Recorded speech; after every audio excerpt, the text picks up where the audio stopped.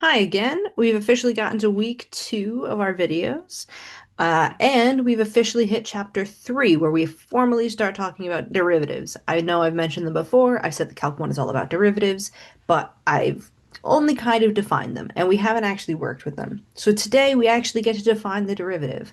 In a couple of lectures, we'll get to play with some really fun rules and make it way easier. Today is going to be kind of the long and drawn out way of doing it, but it's really important to know how to do it this way because this way is the way that works always. This is the way that we defined the derivative when we first came up with the idea of a derivative. All right, so this is going to be section 3.1, defining the derivative. So first of all, we can just go ahead and do a little refresher about what it means to be a tangent line versus a secant line.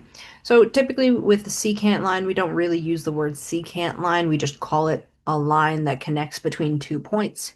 So you can find the slope of a secant line just by finding 2 points and using the slope formula. So that'll be f of x given x and f of x, a and f of a. Here it's f of x minus f of a over x minus a. Um, Same thing as like y2 minus y1 over x2 minus x1. That's just the slope of the secant line. So same as, oops, I got my highlighter up. Same as like y2 minus y1 over x2 minus x1. Now, we do have this idea of the tangent line. So tangent lines are really going to be the thing that we talk about the absolute most in terms of like types of lines. We're always going to want to find the equation of the tangent line or the slope of the tangent line. We want to know something about the tangent line. So the tangent line is a line that touches a function in a specific spot only once. So it bounces off the edge of the function and it does not cross twice. So this drawing is a little bit hard to see. If I gave you a slightly different drawing, the tangent line is where it just hits a single time, which would be like right there. All right. So that's the key difference between a secant and a tangent. A tangent touches once, a secant touches twice. All right, as you can see. So we have a couple different formulas for a secant line. Um, I'm going to tell you exactly why we define them this way in a second. You don't have to write any of this down. Um, these are very, very important definitions. Now, this next slide, don't write anything down. I'm going to give you a slide after this that has the more formal definition of exactly what we're talking about. But essentially, if you've taken any form of calculus or heard these terms before, there's a lot of different ways that we call what we're doing. So sometimes we will say that this is something called a difference quotient. So we'll say like find the difference quotient of, and then we'll be given a function. Sometimes we'll be asked to find the definition of the derivative, find the derivative using the definition of the derivative. There's quite a few different ways that I've heard it in the past and that are used. I will probably use the definition of the derivative, but difference quotient is a very, very common term as well. All right, so this is the formal definition. So this is where we're going to want to write stuff down. So f of x is a function. We're looking for a tangent line with the slope. So here's the limit as x goes to a of f of x minus f of a over x minus a. So this is a formula that we're going to want to use when given a f of a. So when given a point. We are not going to want to use this specific formula if we're not given a point. So if we're just given find the general derivative or find the general difference quotient of this function, we can't use this one because we don't have a point. But if we're told like find the derivative at this point, this function or this definition is going to make it way easier for us to do that, and it's going to have way less steps. The other one is this guy right here. The limit as h goes to 0 of f of a plus h minus f of a over h. So this is the formal definition of the derivative. This is the formal difference quotient, whatever you want to call it. So this way will work always. So this will work always. This will only work sometimes. All right, so this could be through the point A, f of A, except you might not actually know what A is. So you could just be looking at as x goes to A with some unknown A. All right, so these are very important. This is going to be the idea that we're going to carry through most of today and maybe even the next lecture video as well. All right, so we're going to go ahead and use these definitions to find the equation of the line tangent to the graph here. So again, recall that tangent lines mean that we bounce off the function once. So to be a line, we also have to remember the formulas of a line. This is where in one of the first lecture videos where we went through different ideas of like slope and equation of a line. So this is where I might use point slope, which again was just y minus y1 equals mx minus x1. This is the equation of the line. So the first thing we need is to get m. We need our slope first, all right? And the key is that the slope is the derivative. The derivative is the slope. When I was first learning this, my teacher pretty much chanted this at us. Derivative is slope. Slope is derivative. All right, so you take the derivative, you get the slope of the function at any given point. So when we use this specific formula right here, either one of them, we're getting the derivative. We're getting the slope of the tangent line, as we see right here. And then we can just plug it into this general form of a line. All right, let's go ahead and try this. Find the equation of the tangent line at 3. So this isn't telling us what equation to use, so we get to choose which one we want. All right, I'm going to use the easier one. Since we're given that it occurs at 3, we can create a point from this. So we don't have a y value yet, but it's very easy to find a y value because we have an x value. So the y value is just f of 3, which is 3 squared, which is 9. So the point is 3 comma 9, where this is like x1 and y1, if you will, or this is a and f of a. However you want to think about it, it's the same exact thing.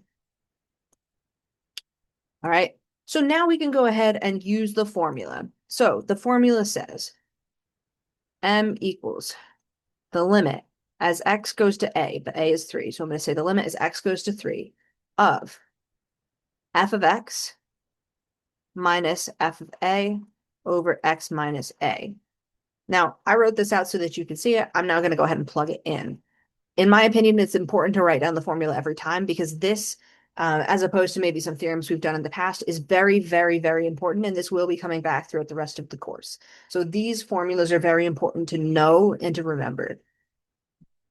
So we have the limit as x goes to 3, and remember, it's always important to continue to write the limit until we actually take the limit of f of x, but we know what f of x is. That's x squared minus f of a. Okay, that's 3. That's an ugly 3, though. Minus 3 over, oh, see, I was wrong. So it's f of a, which is actually 9. There we go, over x minus a, but a is 3. X minus 3. And now we have just a general limit. And this is going back to a lecture or two ago, when now we're looking to compute the limit of a rational function. And now we have to decide which technique we're going to use. Well, this is a rational function, which means that what we're going to try to do is we're going to try to factor and cancel. This is a difference of perfect squares. So we know this is the limit as x approaches 3 of, I can factor this into x minus 3 and x plus 3 over just our denominator of x minus 3. And then we can cancel out x minus 3. If you remember from the continuity lecture, this is a removable discontinuity, not that we're being asked. And we get the limit as x approaches 3 of now just x plus 3 because we went ahead and canceled out the x minus 3s. Once we cancel those out, a little refresher, we could go ahead and plug in our limit and hopefully we would get a number. Usually we would just get a number. So this is, when we plug in 3, we get 3 plus 3, which is 6. So your slope is 6. So it says find the equation of the tangent line, though. So we have slope, we don't have the line. So what we need is the line, and we can just write it in this form. I don't necessarily care if you simplify it into y equals mx plus b form. You can. If you can plug it into this correctly, I assume that if you're in calculus, you can probably simplify it. So you don't have to do that. Just plug it into this. So we'll get y minus y1, which is just your y value of your point, which is 9, which equals m, which is your slope, which is 6, times x minus x1, which is just your x value, which is 3. Again, if you want to simplify, you can, but that just kind of leaves room for like more error. This, in my opinion, is an okay answer. That is an equation of a line. And this is the tangent line to this specific point. And it's only tangent to 3. If you were to look at like 4, this would not be tangent to 4. All right, now it wants us to use 3.4 to find the slope of the tangent line. So equation 3.4, I will write it down. That said that m is the limit as h approaches 0 of f of a plus h minus f of a all over h. So the idea behind this one, again, this is the general definition of the derivative, the one that will work whenever. You don't have to have a point. The idea behind this one is you see h is going to 0. So if you try plugging h in, you're dividing by 0. That sucks. We can't do that. So what we have to do is we have to simplify the numerator in a way that we get rid of the h's. That's the idea behind this completely. We plug in stuff into the numerator. We eventually cancel out all terms that have any of our variables in it. In this case, it'll be a. We would be able to cancel out one of our h's, get rid of this denominator, and then we could plug in 0 and find our answer. All right, so let's go ahead and do an example. All right, my suggestion, especially for a plus h, is to kind of pull it off to the side first and work it out. Because honestly, sometimes it gets very long. And if you have it written out very explicitly from the beginning, it just makes it a little bit easier in terms of plugging in, and in my opinion, makes it a little bit harder to make like a silly little algebraic mistake. So f of a, we know is just plugging in a, so that's just x. Oops, not x, it's a squared. And then when we plug in a plus h, that is a plus h squared. But this was actually something that we did in the very first lecture. And I said this is very important that we know how to do, because if we square both terms, we're getting it wrong. This is saying a plus h times a plus h. And now we see why it was important to bring this up in the beginning. And now we can FOIL it or box method it or whatever you want to do, however you do it, as long as it's right. And what we get is a squared plus ah plus ah plus h squared. When you combine like terms, you have two ah's, so you get a squared plus 2ah plus h squared. So now you have a plus h, f of a plus h, and you have f of a, which happens to be the first two terms. So that's why if you write it down, you just go ahead and plug it in. I think it makes it a lot easier. So you get m equals the limit as h approaches 0 of f of a plus h, which is just this. So I'll write a squared plus 2ah plus h squared minus f of a. And so here it's just one term for f of a, so it's actually not that big of a deal and we don't need parentheses. But it's very important, if you have any more than just a single term, you have to put parentheses around it because you're subtracting a quantity. You're subtracting the entire function. And so if it wasn't just one term, you'd want to do this. Now, of course, you can do that anyway. It won't actually make it wrong. It doesn't change it whatsoever.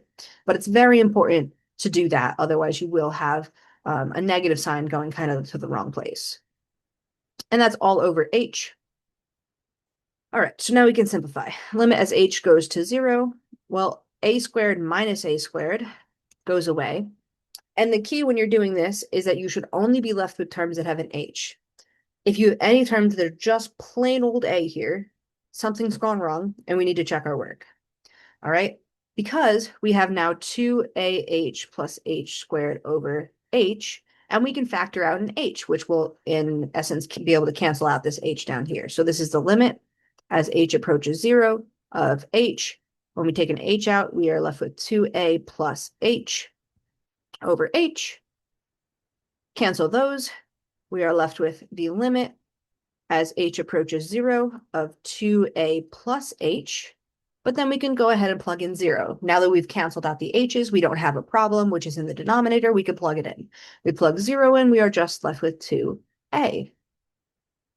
Okay, but that's not what we were trying to accomplish necessarily. So the slope, essentially what this says is the slope at any point of this function at any a is 2a. So at 3, we could find out what it is by plugging that in. But this actually tells us at any point, that's what the slope is. So if we were looking at the slope at -2, You plug in -2, you find out the slope's -4. So this is why this is actually a lot more useful than the other, because this you can find pretty much anything, and the other one you're finding a very specific one point. All right, so that means the slope at 3 is going to be 6. So equals 2 times 3, which is 6, since we have x equals 3 here.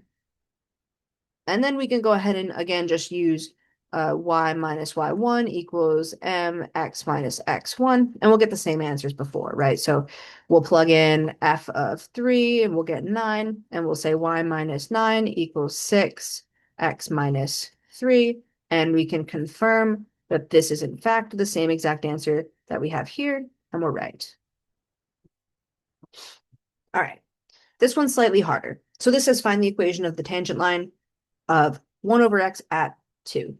And again, it doesn't specify what method we need to use. So if you're given a point, in my opinion, I think that you should use the f of x minus f of a over x minus a. It just becomes a lot easier as the limit of x approaches a. But the proper definition of the derivative will work all the time. So let's use this one because it's easier. So with this one, we need f of a as well, where this is a is 2. So f of 2 is 1 over 2. So our point is 2, 1 over 2. All right, so now we can say this is m. So m equals the limit as x approaches a, but a is 2. It's whatever number you're given of f of x, but we know what f of x is. That's 1 over x. Minus f of a. Well, we said f of a was 1/2. All over x minus a. That's x minus, but a is 1/2. Or 2, sorry. A is our x value, which is 2.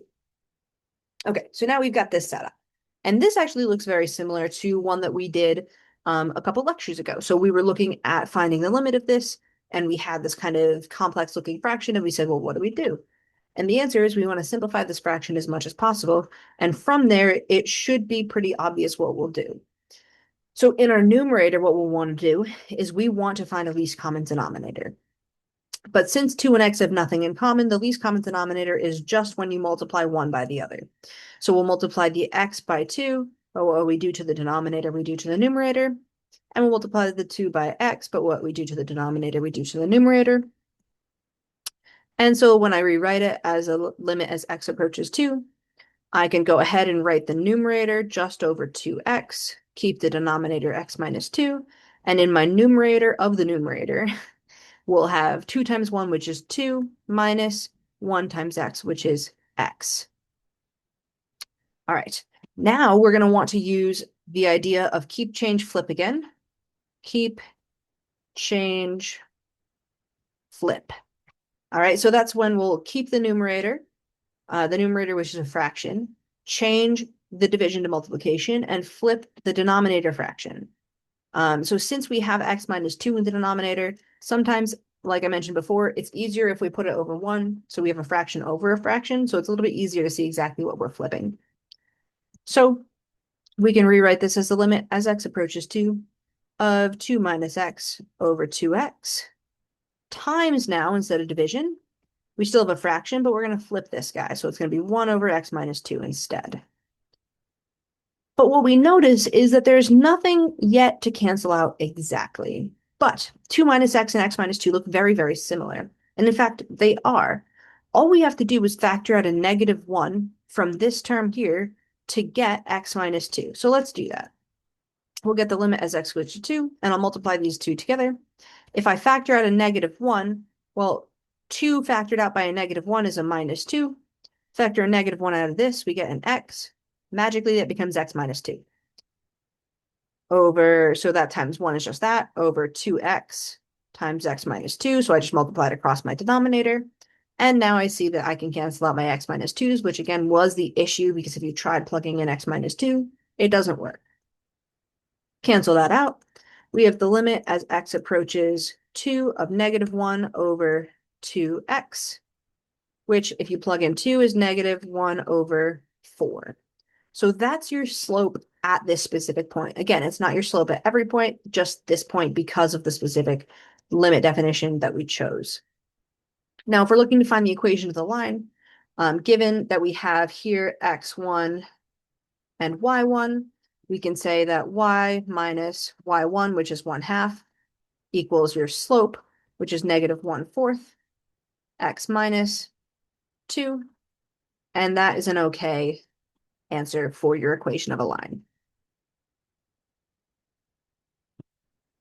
All right, so this is now the proper notation. So we have this notation, f with an apostrophe of a. We call this f prime of a. That's how it's read, f prime of a. It's not f apostrophe, it's not, it's f prime of a. And what this means is that this is the derivative. So derivative of f. And in fact, we can have multiple derivatives, which is something we will talk about, and you just kind of add primes. And so if you want the second derivative, you'd have f double prime of a, like that. That's a second derivative. That's something we'll talk about in a couple of lectures, maybe just one lecture from now. All right, so instead of writing m now, we're going to write f prime of a. And that's the reason that I mentioned before that slope is derivative. And so if you want the slope, you're taking the derivative. This is the derivative, therefore it's the slope. So it's the same exact formulas you had before. Now we're just giving it a different name. This is the notation we will be using for the rest of the course. Maybe it won't be an A, maybe it'll be an X, maybe it'll be a Z. Doesn't matter what the letter is, it'll be F prime, G prime, H prime. It'll be a prime of something. All right, so this is an important idea, especially the notation. This will come back in Calc 1 if you have to take Calc 2, maybe even if you take physics and you're doing like a physics-based calc, this is going to come back up for any type of calculus that you're going to see. All right. So now, again, we're looking at x squared. We've already taken the derivative of x squared two different ways now. We looked at it at 3 both ways. We're looking at f prime of 3, and we could use a table.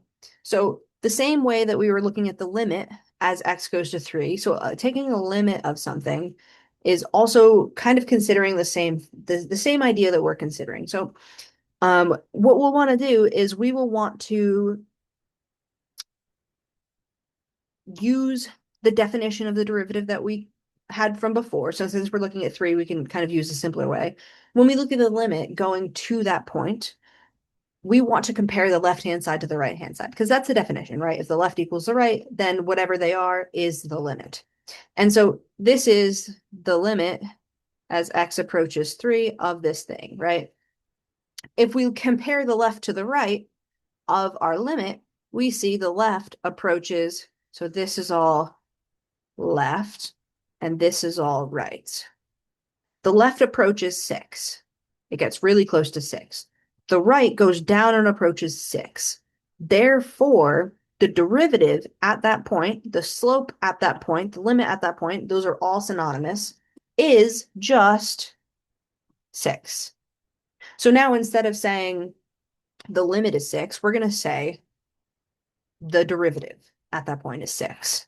All right, so now we're changing the notation and kind of changing the words that we're going to be using.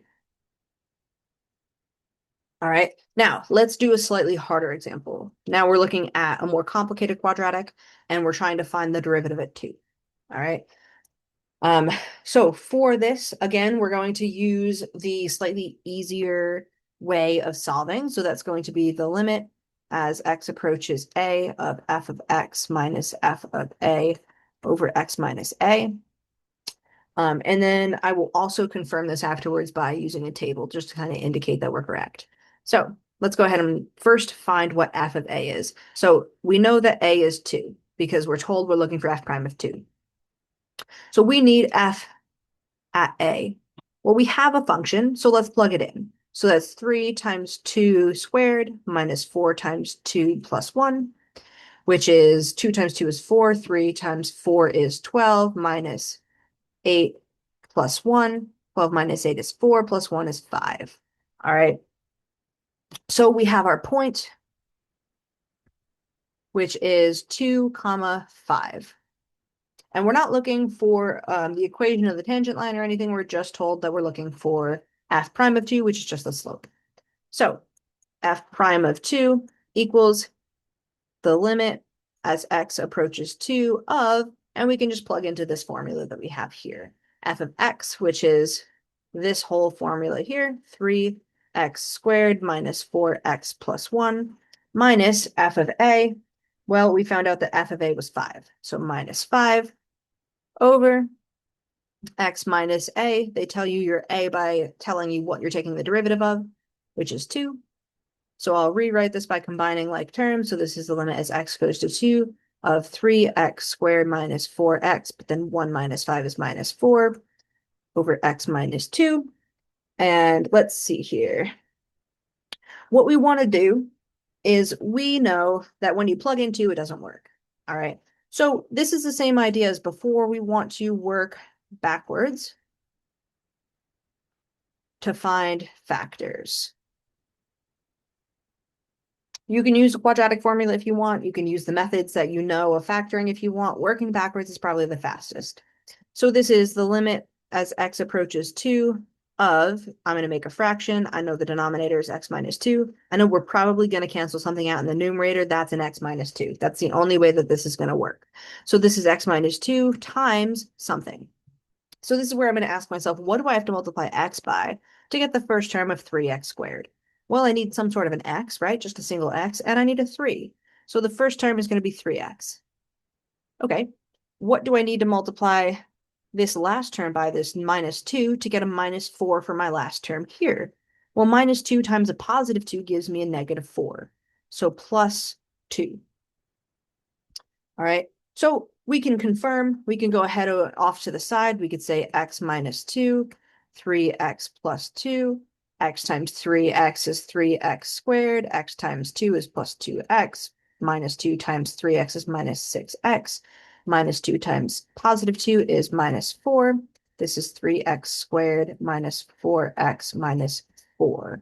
That is exactly what we have. We know that we're correct. So that's why working backwards just works a bit better. Because now we can go ahead and cancel out those two terms, and we're just looking at the limit as x approaches 2 of 3x plus 2. Now we don't have a denominator, and we can just plug in. Plug 2 in, we get 3 times 2 plus 2, which is 3 times 2 is 6, plus 2 is 8. All right, so we know that our slope is 8. So f prime of 2 is 8. And if you were to confirm with some sort of a table, you can do f and f prime of x. And if you looked at numbers around 2, so you did like 1.99, 1.999, and then maybe you did going from the right, so you did 2.001 and then 2.01,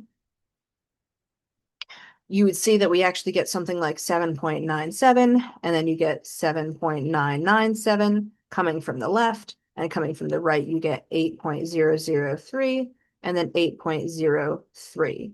And so as you see, coming from the left, we're approaching 8, coming from the right, we're approaching 8. Therefore, f prime at 2 is 8. All right, and this is a confirmation. This would be using this formula right here. The limit as x goes to 2 of what we just plugged in, if you were to plug the numbers in yourself. Okay, now we're trying to use a different formula to find the same thing. So now equation 3.6, I'm sure, is probably the harder one, right? So this is going to be the limit as h approaches 0 of f of a plus h minus f of a all over h. Okay, so let's go ahead. Once again, we're going to find what our numerator is by pulling it off to the side, and then we'll just plug them in. Okay, so f of a is just plugging in whatever value they have and figuring out what that is, which from before we already said was 5. We already did that algebra. We don't have to do that again. Now, the next one we do definitely have to do. I'm going to do it kind of over here. F of a plus h. So this is plugging in a plus h everywhere you see an x in your function. So that means we have 3 times a plus h squared minus 4 times a plus h plus 1. but we have to distribute all of this. So this is where it gets kind of hairy. This is where we have some chances for algebraic mistakes. So it's important that we really check over our work and make sure that we're doing the simple algebra correct, because you can know how to do calculus, but make a silly little algebra mistake and then it's wrong. All right. So from before, we already said that a plus h squared, we know what that is. That's a squared plus 2ah plus h squared. We did this in the slide before, minus 4a plus h plus 1. So what we could do is we could go ahead and just distribute these two terms in front and get kind of the long, really long way of describing what f of a plus h is. So when I just distribute my 3, I get 3a squared plus 6ah plus 3h squared. When I distribute my minus 4, I get minus 4a. Make sure to keep the negative with it because this is a minus 4h as well, and then just plus 1. All right, so this long thing right here is f of a plus h. So now I can go ahead and use this formula. Limit as h approaches 0 of f of a plus h, except it's that whole thing there. That's why we like to pull it off to the side. So this is 3a squared plus 6ah plus 3h squared minus 4a minus 4h plus 1 minus. So now we have, let's see, f of a. Oh, you know what? I do apologize. F of a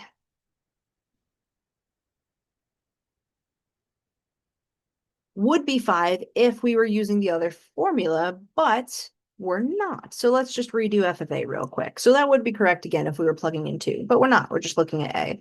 So f of a is just 3a squared minus, and we're just plugging in a everywhere we see an x, minus 4a plus 1 like this. So for this specific formula, we don't plug in any values until we get to the very end. For the other one, we want to plug them in up front.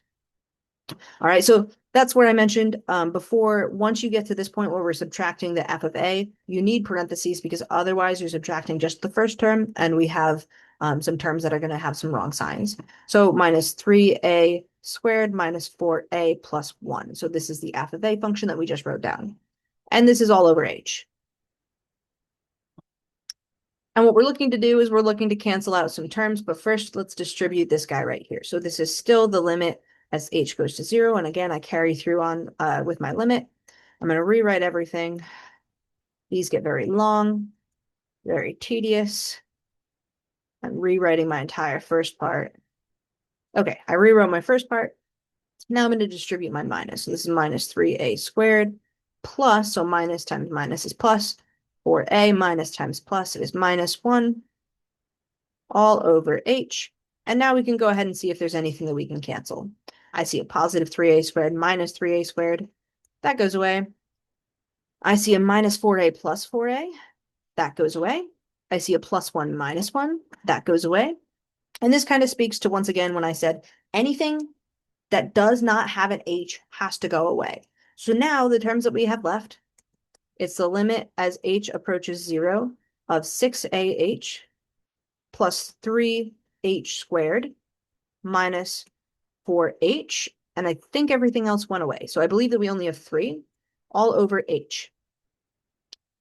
Because now we have things that just have an h, which means that we can factor. If you didn't have everything that had an h and you had something with just an a, you couldn't factor the h, and that's why we need to get rid of it, because we need to factor it out, we need to cancel it, because otherwise when you're still plugging in your h into your denominator, when it's 0, it just doesn't work. So now we'll factor out.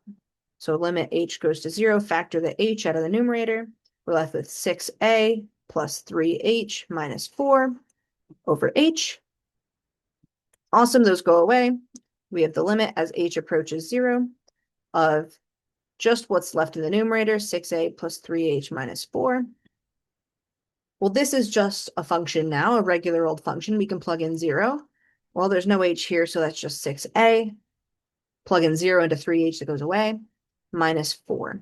So this 6a minus 4 is the derivative at any point, any a whatsoever. It just so happens we're looking at f prime of 2. So we're looking at when a is 2. But if you were looking at -5, 12, any number, you plug that in, that's the slope at that point. So f prime of 2 equals 6 times 2 minus 4. So that's 12 minus 4, which is 8, which if we checked before, we got 8. So we know that we're correct. Again, so this way is just a little bit longer, but it'll work at any point, and you don't plug in the number up front, you plug it in afterwards. Typically, you're not going to be given a number for these. You're not going to want to use this if you have a number. It's just way longer. Okay, now we can start talking about exactly what a derivative is. So I know some of you are probably going to take physics at some point, or have taken physics, or know a little bit about physics. So calculus is a very applications-based subject. And that's one thing that I love about calculus compared to like pre-calc and other types of math, high school math, is that calculus has a lot of real-world applications, one of which is velocity and rates of change. So the fun thing about this, and this is something that I'll actually talk about in a different lecture, is that derivatives directly correspond to velocity. So the first derivative is just the velocity function. This right here is like the secant line. This what we have here is what we've been doing this whole lecture. So what this says is your velocity at A is the same exact thing as your derivative of your position function. So we typically denote S of A as the position function if we're given some type of function that would be like temperature or movement of something, or like a real world application, we'll usually call it S of A or S of X. We'll call it an S function. So this is our position. You take the derivative of position, you get velocity. And that's just a fun little fact that you'll probably wind up using in physics. So this is just the general idea. Take the derivative of your position, you get your velocity. And if you take the derivative of velocity, you get further function that we'll talk about. If you plug in a specific point, this is something that we call the instantaneous velocity. So velocity is typically like, if you think about the real world, velocity is like speed, right? So it's not necessarily something that is instantaneous, but you can look at it in an instantaneous snapshot. So if you plug in a specific point, you kind of get the snapshot of what the velocity would be in that instant. So all we have to do is take the derivative, plug it in. It's the same thing we've been doing all lecture here, except we're calling it something new now. All right. So another drawing that we had before, the slope of the secant line is the average velocity. So now instead of looking at a tangent line, the velocity is just going to be the secant line. All right, this is the proper definition of the instantaneous rate of change. It's the derivative of f of x at a. So it's f prime of a. All right, so it's a very basic, very straightforward idea. That's given any type of function. So if I told you find f prime of 2 like we were doing before, that's the instantaneous velocity of that function, except the velocity might, like that function might not necessarily denote any type of like a speed or position function, so it maybe doesn't have any actual real world implications. All right, let's go ahead and do the last example of today. So this is now talking about the rate of change of temperature. So now we actually get to do a real world application.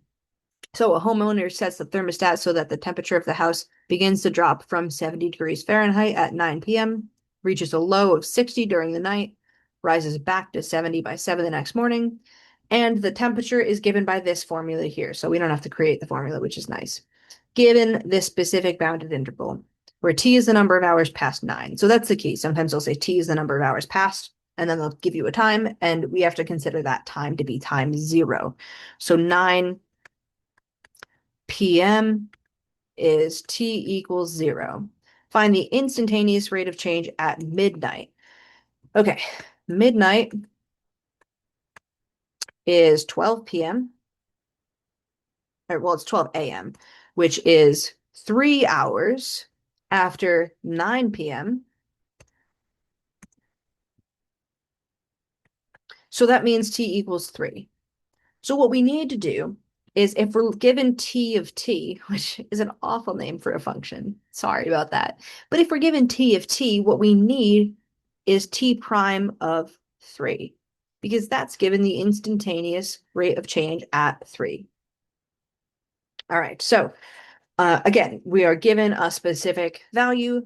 We are probably going to want to use the easier one, which is the limit as x goes to a of f of x minus f of a over x minus a. So we know that A is 3 here,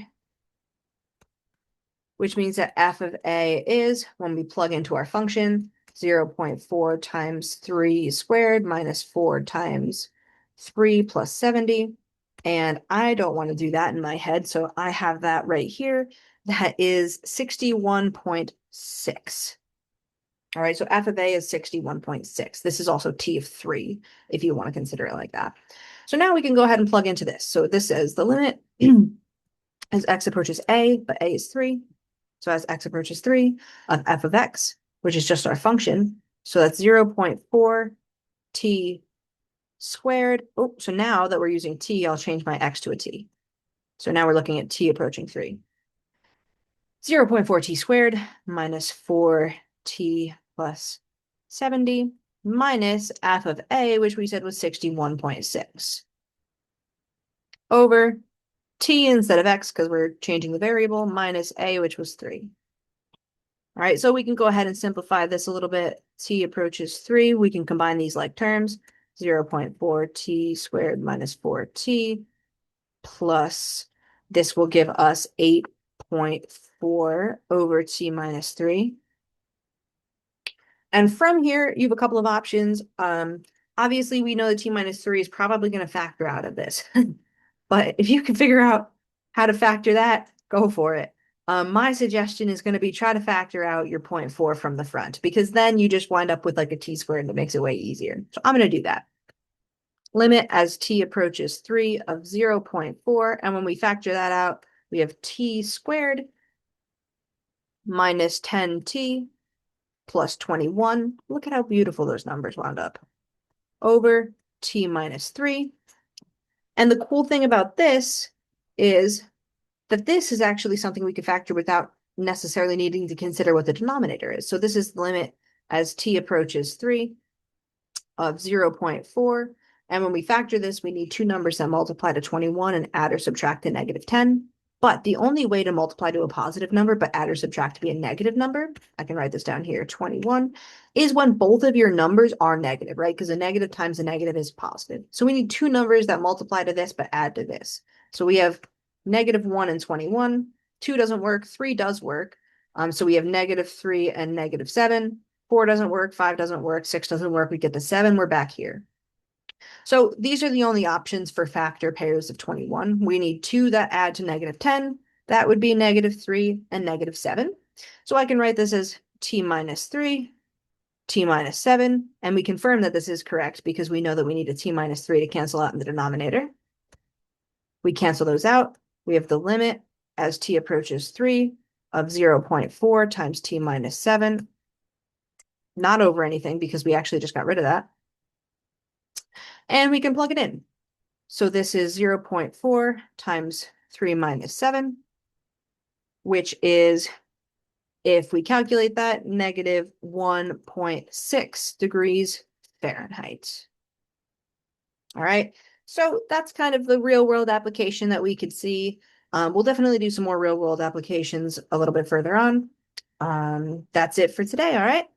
I will see you guys in the next lecture.